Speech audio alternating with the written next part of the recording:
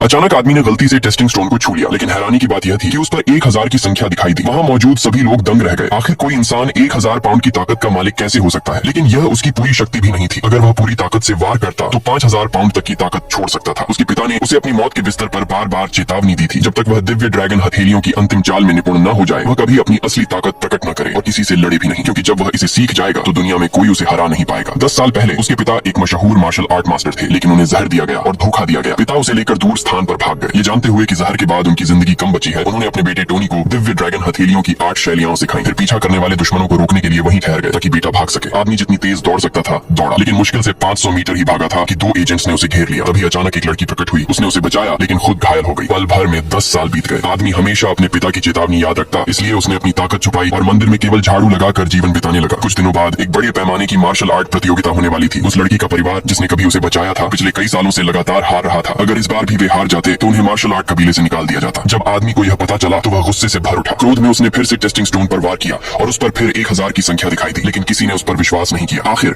एक साधारण झाड़ू लगाने वाला इंसान इतनी बड़ी ताकत का मालिक कैसे हो सकता है? आखिरकार कबीले के मुखिया ने भी अपने उत्कर्ष काल में सिर्फ 900 की ताकत हासिल की थी। इसी समय आदमी को अपने पिता की चेतावनी याद आई और उसने तुरंत कहानी बदल दी, कहते हुए कि अभी का नतीजा असली जीत नहीं थी। नेक्स्ट पार्ट के लिए सब्सक्राइब करें।